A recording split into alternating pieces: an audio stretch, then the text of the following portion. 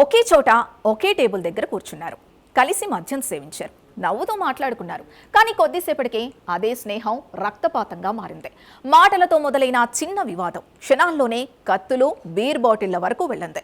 ఆవేశం అదుపు తప్పడంతో ఒక యువకుడు ప్రాణాలు కోల్పోయాడు. మరొకరు తీవ్ర గాయాలతో ఆసుపత్రి పాలయ్యాడు.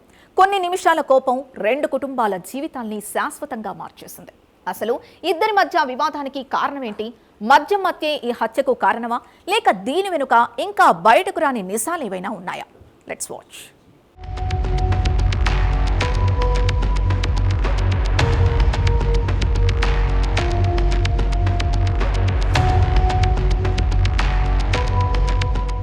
విశాఖపట్నం నగరం నిత్యం రద్దీగా ఉండే ప్రాంతం. 3 టౌన్ పోలీస్ స్టేషన్ పరిధిలోని సింఫనీ స్కూల్ సమీపంలో అమర్ నగర్ సచివాలయం వద్ద తెల్లవారుజామున జరిగిన ఘర్షణ స్థానికులను ఉలిక్కిపడేలా చేసింది. సాధారణంగా ప్రజలు తిరిగే ప్రాంతం ఒక్కసారిగా రక్తపు మరకలతో నిండిపోవడంతో అక్కడికి చేరుకున్న వారు షాక్కి గురయ్యారు.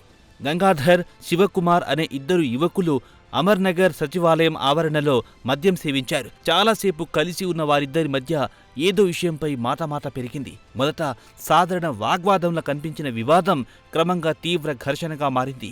ఆ సమయంలో శివకుమార్ తన వెంట తెచ్చుకున్న కత్తితో గంగాధర్పై దాడి చేశాడు.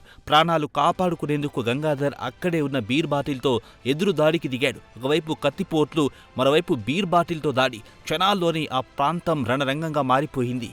అక్కడే ఉన్నవారు ఒక్కసారిగా భయంతో పరుగులు తీశారు.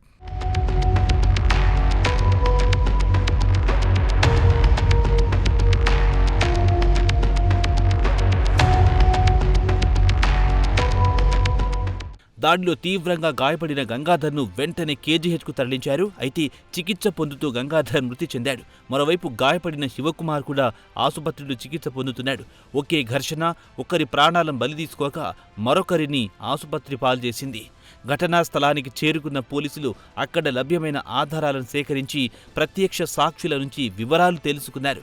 మృతదేహాన్ని పోస్టుమార్టం నిమిత్తం కేజీహెచ్కు తరలించారు. ఘర్షణ జరిగిన ప్రాంతంలోని సీసీటీవీ కెమెరాల ఫుటేజ్ను కూడా పోలీసులు పరిశీలించారు. ఈ కేసులో ఇప్పటికీ తేల్చాల్సిన ప్రశ్నలు చాలానే ఉన్నాయి. ఇద్దరి మధ్య ముందే విభేదాలున్నాయా, లేక మద్యం మత్తులో జరిగిన చిన్న గొడవే హత్యకు దారితీసిందా? శివకుమార్ కత్తిని ముందుగానే వెంట తీసుకురావడానికి కారణమేంటి? ఇది క్షణికావేశంలో జరిగిన దాడా, లేక ముందే సిద్ధమైన ఆయుధంతో జరిగిన నేరమా అనే కోణాల్లో పోలీసులు దర్యాప్తు కొనసాగిస్తున్నారు. ఇటీవల మద్యం మత్తులో జరిగిన ఘర్షణలు క్షణాల్లోనే ప్రాణాంతక నేరాలుగా మారుతున్నాయి. ఘటనలు పెరుగుతున్నాయి. ఒకప్పుడు మాటలతో ముగిసే వివాదాలు ఇప్పుడు కత్తులు, ఇనుప రాడ్లు, బీర్ బాటిళ్ల వంటి ఆయుధాలతో రక్తపాతంగా ముగుస్తున్నాయి.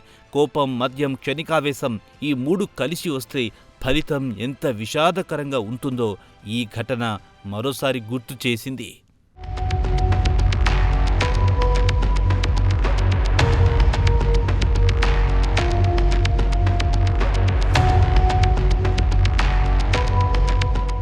ఒక్క క్షణం ఆవేశం, ఒక బాటిల్ మద్యం, ఒక చిన్న వివాదం చివరకు ఒక ప్రాణాన్ని బలి తీసుకుంది. ప్రాణాలతో ఉండాల్సిన యువకుడు శవంగా మారాడు. మరో యువకుడు ఆసుపత్రి మంచంపై చికిత్స పొందుతున్నాడు.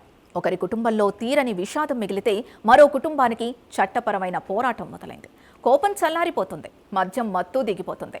కానీ ఆ క్షణాల్లో తీసుకున్న నిర్ణయం మాత్రం జీవితాంతం చెరగని గాయంగా మిగిలిపోతుంది.